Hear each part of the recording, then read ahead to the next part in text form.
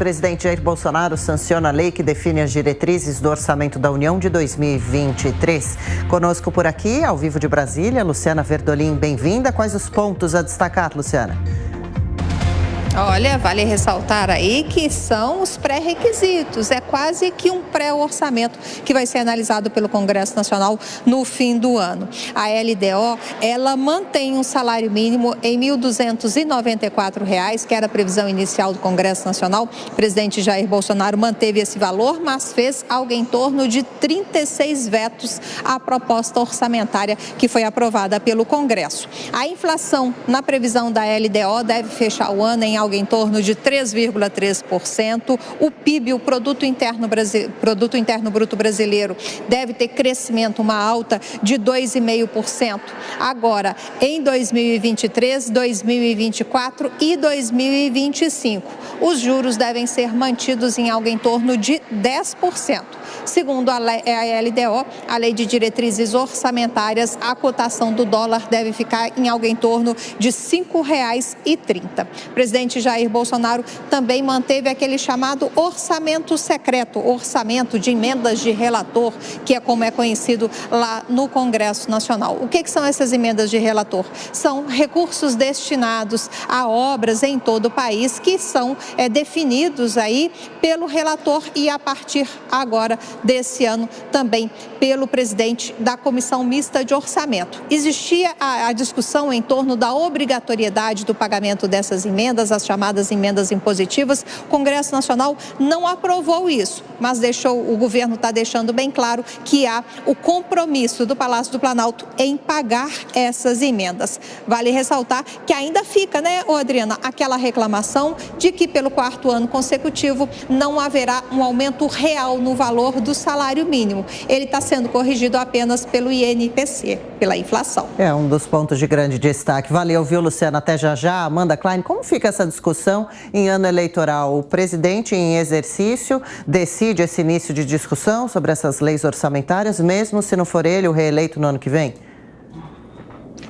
Provavelmente essas discussões podem mudar, né, Adriana, à medida que o presidente, que o resultado das eleições, das urnas, em outubro vier a público, ou fica o presidente Bolsonaro, ou será eleito o ex-presidente Lula, ou enfim, qualquer um dos outros candidatos. Aí essa discussão talvez tome uma outra forma na aprovação do orçamento em si.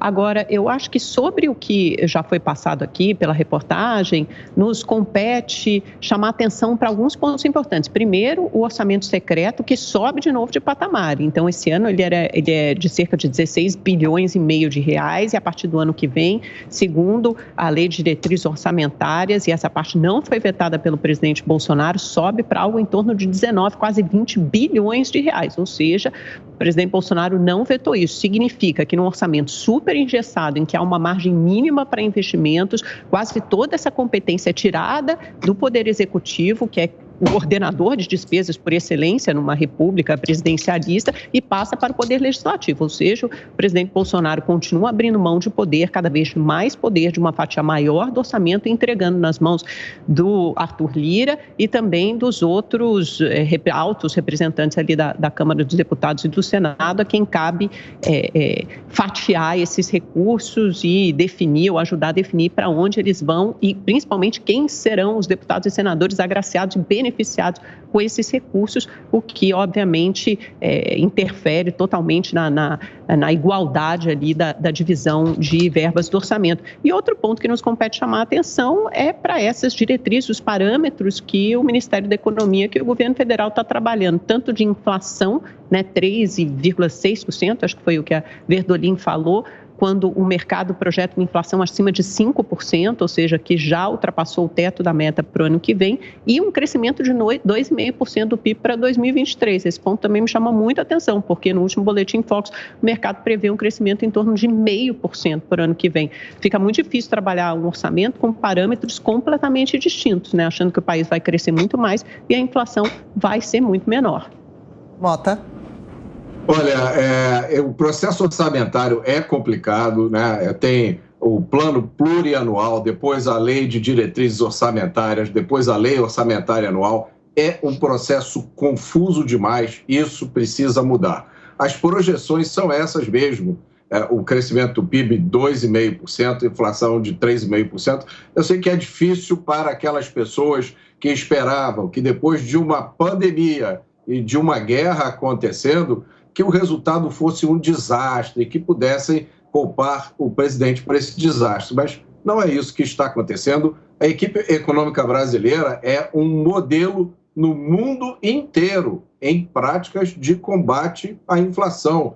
Nós temos um rockstar no Ministério da Economia, que é o Paulo Guedes. Eu não sei qual é a dificuldade de aceitar isso. Essa história de emendas também é uma coisa muito complicada. Eu, pessoalmente, acho terrível. Ela se presta à troca de favores, sim, se presta a um populismo, uma politicagem barata. Essa emenda de relator é só a cereja do bolo, né? É pegar um sistema que já não era muito bom e piorar.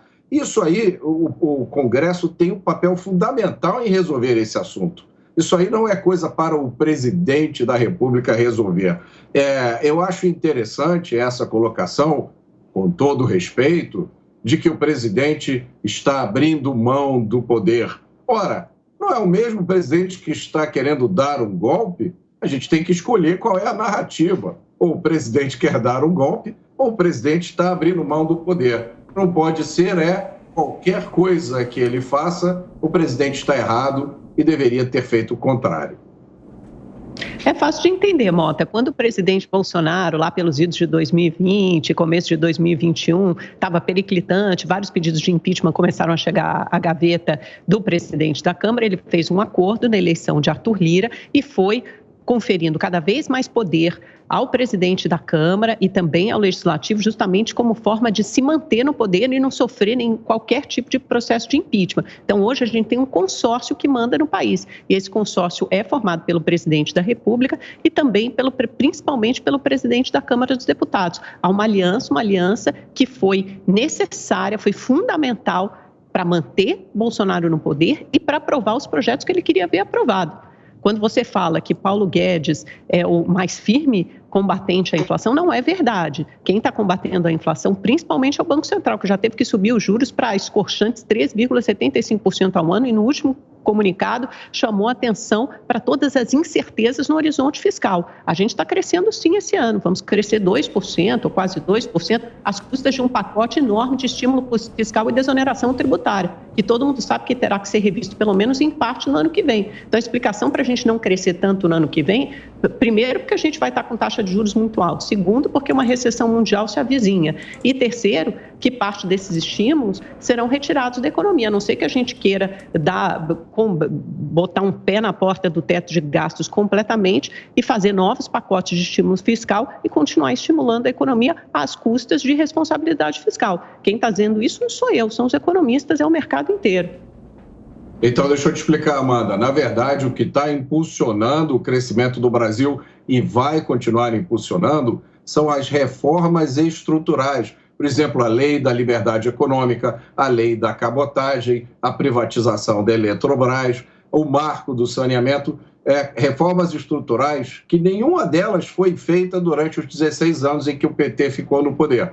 Deixa eu te lembrar uma outra coisa. Esse processo de trabalhar junto entre o Executivo e o Congresso, isso se chama presidencialismo de coalizão. É um modelo que foi implantado no Brasil a partir da Constituição de 1988. E, de novo, as pessoas têm que escolher qual é a crítica que elas querem fazer ao presidente Bolsonaro. Ou que ele é autoritário, ditatorial, golpista, ou que ele senta para fazer acordo e dialogar com os outros políticos. Ou é uma coisa ou é outra. Não pode ser as duas ao mesmo tempo. É um presidencialismo de coalizão que custa 19 bilhões de reais, né, do orçamento secreto. É um dinheiro que é fatiado, é rateado com os parlamentares. É isso que custa o apoio ao presidente Bolsonaro.